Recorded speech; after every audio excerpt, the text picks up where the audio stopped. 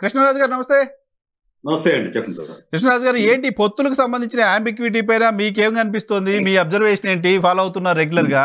ఈ రోజు బాబు గారి స్టేట్మెంట్ నాకు ఇంట్రెస్టింగ్ అనిపించింది, పదే పదే కోట్ చేస్తున్నాను నేను. జనసేన టీడీపీ కూటమిని గెలిపించండి, కూటమి అధికారంలోకి రాబోతుంది అంటూ ఆయన అంటున్నారు. అసలు ఏం జరుగుతోంది? ఎందుకు ఈ యాంబిక్విటీ ఉంది? మహేంద్ర గారు, పొత్తులకు సంబంధించి ఒక చిన్న విషయం చెప్పుకున్న తర్వాత మనం చర్చలోకి వెళ్దామండి. రాజకీయ పొత్తులు అనేవి ప్రధానంగా రెండు రకాలుగా ఉన్నాయండి. ఒకటి స్వార్థ రాజకీయాల కోసం పొత్తులు పెట్టుకోవటం, రెండోది ప్రజా ప్రయోజనాల కోసం పొత్తులు పెట్టుకోవటం. అయితే ఇక్కడ అనుమానం రావచ్చు, ఈ పొత్తులన్నీ కూడా ప్రజల కోసం అని చెప్పి అంటారు. అది బోగస్ అండి. అది మీకు ఎమర్జెన్సీ టైంలో ఇందిరాగాంధీ గారి పాలన మీద వ్యతిరేకతతో ప్రజా స్వామ్యాన్ని రక్షించడం కోసం అని చెప్పి అన్ని రాజకీయ పార్టీలు ఇర్రెస్పెక్టివ్ ఆఫ్ దేర్ పాలసీస్ అన్ని కలిపి పొత్తులు పెట్టుకుని వెళ్ళి, అది నిజమైన ప్రజల కోసం పెట్టుకున్న పొత్తు. ఆ తర్వాత పెట్టుకున్న పొత్తులన్నీ కూడా ఏంటంటే, మేము ఎందుకు పొత్తు పెట్టుకున్నామంటే, అధికారంలో ఎవరుంటే వాళ్ళని గద్దె దింపడం. అది మోడీ కావచ్చు, లేదా చంద్రబాబు నాయుడు కావచ్చు, లేదా జగన్ కావచ్చు, వాళ్ళని గద్దె దింపడం అనేది ప్రధాన అజెండాగా పొత్తులు జరుగుతున్నాయి అక్కడ. అంటే అధికారంలో ఉన్న వాళ్ళని దింపేసి వీళ్ళు అధికారంలో వచ్చే ఉద్దేశంతో, అంతే తప్ప మేము ఈ పొత్తుతో ఈ పనులు చేస్తామని చెప్పి ప్రధానంగా చెప్పరంటాడు. ఎంతసేపు 50 రోజులు లాగండి, 60 రోజులు లాగండి, మీ ప్రభుత్వం పడిపోతుంది, లేకపోతే మీరు 5 ఏళ్ల పాటు అపోజిషన్, ఇంకో 5 ఏళ్ల మీరు అట్లాగే ఉంటారని చెప్పి అటువంటి ప్రకటన చేసుకుంటూనే ఈ రాజకీయ పార్టీలు ప్రజల్ని రకం చెప్పాలంటే వాస్తవాలు తెలియకుండా చేసే అవకాశాలు ఎక్కువ కనిపిస్తున్నాయి. సరే, ఇప్పుడు తాజాగా ఆంధ్రప్రదేశ్కి వచ్చేటప్పటికి ఈ పొత్తుల విషయంలో ఒక క్లారిటీ అనేది మనకు వచ్చిందండి. అదేది మన జనసేన తెలుగుదేశం పార్టీ మధ్యన ఒక స్పష్టమైన పొత్తు కుదిరింది. అయితే ఈ పొత్తు అనేది ఎట్లా ఉంటుంది అనేది భవిష్యత్తు మనం చర్చించే ముందు, భారతీయ జనతా పార్టీకి వచ్చేటప్పటికి వారి వైఖరి ఏమిటి అనేదే ఇప్పుడు ఈ జనసేనకు తెలుగుదేశం పార్టీ కూడా అంతు పట్టడం లేదు, అంతు చిక్కటం లేదు. అయితే భారతీయ జనతా పార్టీ వైఖరి ఎలా ఉందంటే, ఏపీలో ఇక్కడ పెద్దగా మనం చేయగలిగింది ఏమీ లేదు, వెయిట్ అండ్ సీ అనే పాలసీనే వారు అనుసరిస్తున్నారు. ఎందుకంటే మీకు 2014 ఎన్నికల్లో కూడా తెలుగుదేశం పార్టీతో పొత్తుకుంటున్నప్పుడు వాళ్ళు లాస్ట్ మినిట్ లో ఎన్నికలకు కొద్ది రోజుల ముందు మాత్రమే వారికి నిర్ణయం తీసుకున్నారు. అప్పటిదాకా చంద్రబాబు నాయుడు గారిని ఒక సందిగ్ధాలు ఉంచారు బీజేపీ వాళ్ళు కూడా. ఈసారి కూడా ఏంటంటే వారికి కంగారు లేదు, వారికి పెద్దగా అవసరం కూడా లేదు. కాబట్టి ఏంటంటే దీన్ని చూద్దాం, వెయిట్ అండ్ సీ అనేది ఒక విధానం. రెండోది, భారతీయ జనతా పార్టీకి సంబంధించి ఇక్కడ 2 నాయకత్వాలు ఉన్నాయండి. ఒకటి రాష్ట్ర నాయకత్వం, ఇంకోటి కేంద్ర నాయకత్వం. కేంద్ర నాయకత్వం అనేది మన జగన్మోహన్ రెడ్డి గారికి పూర్తిగా అనుకూలంగా సానుభూతితో ఉంది. ఆయనే అధికారంలో ఉండాలని చెప్పి వారు కోరుకుంటున్నారు.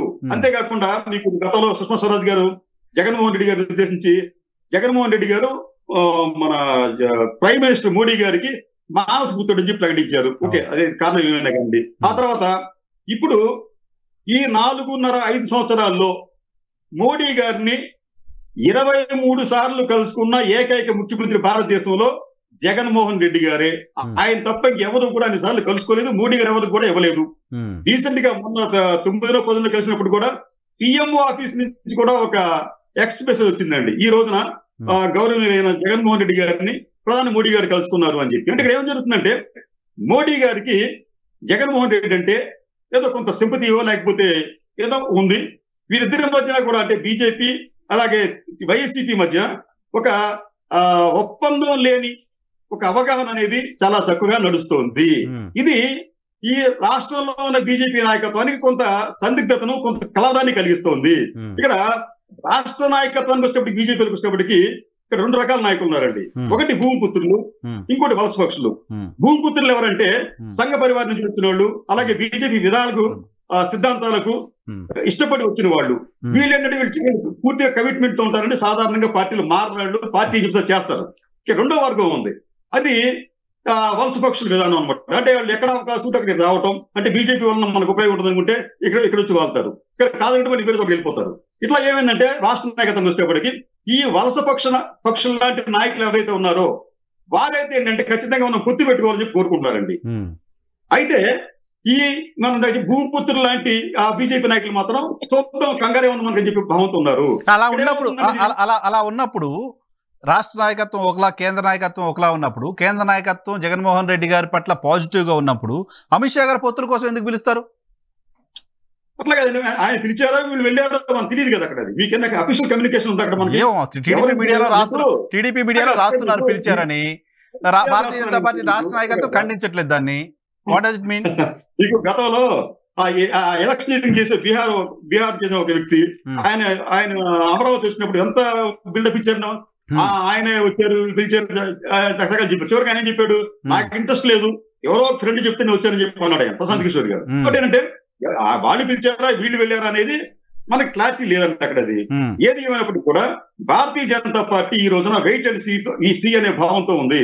మూడో అంశం ఏంటంటే ఇక్కడ భారతీయ జనతా పార్టీ, జనసేన, దీనికి సంబంధించి ఇంకొక అంశం ఏంటంటే జనసేన పట్ల భారతీయ జనతా పార్టీ కేంద్ర నాయకత్వానికి కానీ రాష్ట్ర నాయకత్వానికి కానీ నమ్మకం లేదు. ఈ రోజున పొత్తులో ఉన్నామని చెప్పి చెప్పుకుంటారు, కానీ నమ్మకం లేదు. ఎందుకంటే వీరిద్దరూ కలిసి దాదాపు 3.5 సంవత్సరాలు అయినప్పటికీ కూడా ఎక్కడ ఒక వేదికను పంచుకొని మాట్లాడలేదు. కానీ ఇటువంటి పొత్తు ప్రకటించక ముందే మీకు చంద్రబాబు నాయుడు గారు లేకపోతే పవన్ గారు కలిసి మాట్లాడిన సందర్భాలు, కలిసిన సందర్భాలు మీకు ఉన్నాయి. కానీ ఆ పరిస్థితి ఇక్కడ లేదు. ఏ రోజున కూడా కలిసి ఉద్యమాలు చేయలేదు, కలిసి ఆందోళన చేయలేదు, కలిసి సంయుక్తంగా ప్రకటన చేయలేదు జనసేన, భారతీయ జనతా పార్టీ రాష్ట్ర శాఖకు సంబంధించి. కాబట్టి ఏంటంటే ఇక్కడ కూడా ఈ కేంద్ర నాయకత్వం చెప్తుందంటే ఇతను యాక్చువల్ గా మన హోల్డ్ లో పవన్ కళ్యాణ్ ఉంటే బాగుంటుంది అనేది బీజేపీ నాయకత్వాల భావన. ఎందుకంటే అతని వారికి ఏదో 6-7% ఉంది, మనకు కూడా కొంత 5-6% వస్తే మనకు ఒక 15-20 సీట్లు ఎన్నో మనకు తెచ్చుకోగలిగితే అసెంబ్లీలో మనం ఒక కీలకమైన ఒక పార్టీగా, ఒక గ్రూప్ గా మనం మారవచ్చు అనేది మొదట్లో భారతీయ జనతా పార్టీకి ఉన్న వ్యూహం. కానీ అటువంటి వ్యూహాన్ని పవన్ కళ్యాణ్ గారు చేతించారు. నాకు మీరు వస్తారండి ఇలా తెలియదు, ముందు వెళ్ళిపోతాను ఆయన వెళ్ళిపోయాడు. ఆయన ఇక్కడ ఏమవుతుందంటే భారతీయ జనతా పార్టీ అగ్రనాయకత్వం కూడా వైఖరి ఏంటంటే అంటే బీజేపీకి జనసేన పార్టీకి సయోధ్య లేకపోవడానికి, లేకపోతే వారి మధ్యన మిత్రత్వం పెద్దగా లేకపోవడానికి కారణం చంద్రబాబు నాయుడు గారే కారణం అనే భావన కూడా కొంతమంది నాయకులు వ్యక్తం చేస్తున్నారు పరోక్షంగా.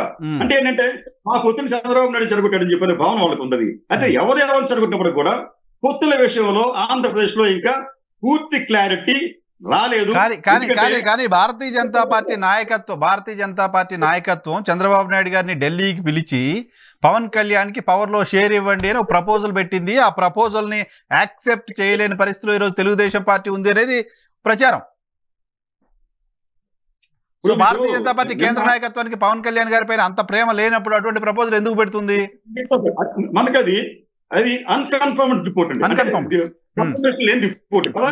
కానీ నిన్న విష్ణువర్ధన్ రెడ్డి గారు బీజేపీ వైస్ ప్రెసిడెంట్ ఆయన చెప్తాడు, ఆయన మేము వచ్చే ఎన్నికల తర్వాత ముఖ్యమంత్రిగా బీజేపీ అభ్యర్థి ఉండాలని చెప్పి ఆయన అంటాడు. అక్కడ ఇది అఫీషియల్ చెప్తున్నాడు ఆయన. అక్కడ వైస్ ప్రెసిడెంట్ గా ఉన్న వ్యక్తి ఆయన. మరి దేని నమ్ముతాం మనం?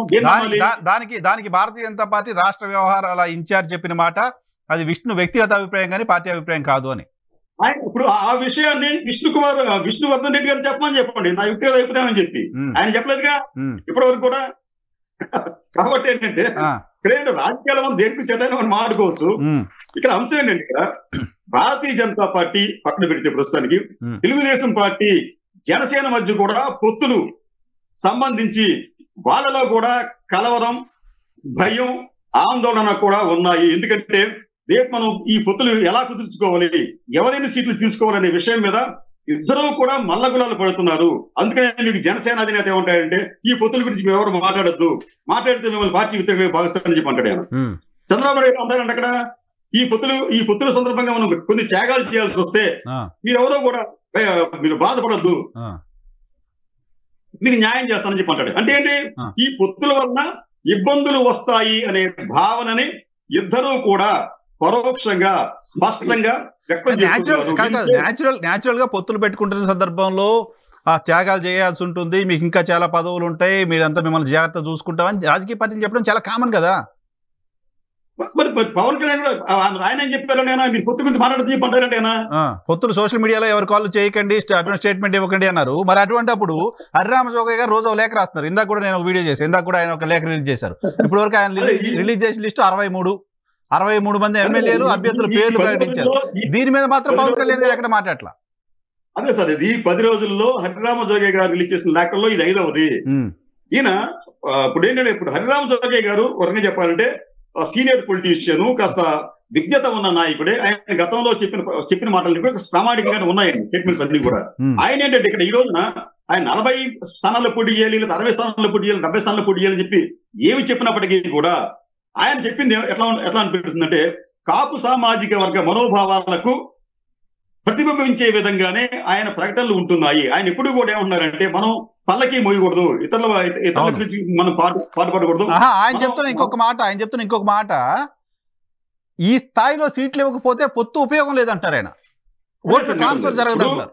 మీకు అదే భావనతో చాలా మంది కాపు సామాజిక వర్గీయులు కూడా ఉన్నారు. ఇక్కడ నేను చెప్పేది ఒకటి సార్, ఇక్కడ ఏమవుతుందంటే ఒకవైపు మీకు హరిరామ జోగయ్య గారు పరోక్షంగా పవన్ కళ్యాణ్ హెచ్చరిస్తున్నారు, అప్రమత్తంగా ఉండమని చెప్తున్నారు. మీరు ఇష్టం వచ్చినట్టు కానీ హరిరామ జోగయ్య గారిని వెనక వైఎస్ఆర్ కాంగ్రెస్ పార్టీ ఉంది, పొత్తు విచ్ఛిన్నం చేయడం కోసం ఆయన చేతి ఇటువంటి లేఖలు రాయిస్తుంది లాంటి విమర్శలు తెలుగుదేశం పార్టీ చేస్తోంది.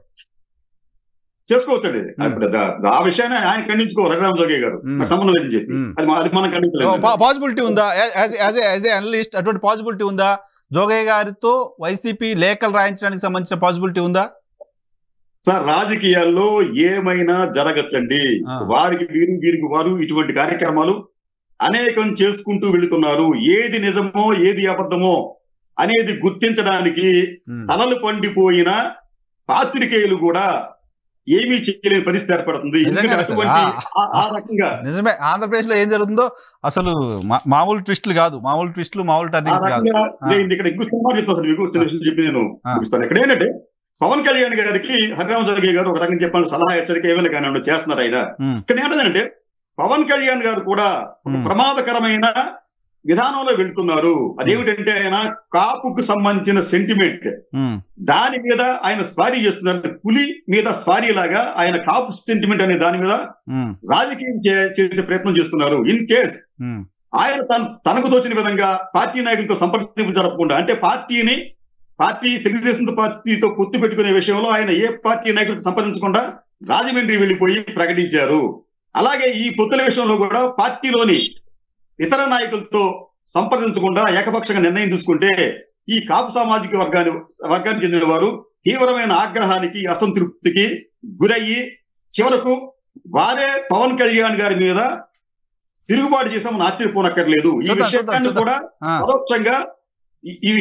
పరోక్షంగా అయినా చేగుంట హరిరామ జోగయ్య గారు చెబుతున్నట్లుగా ఉంది.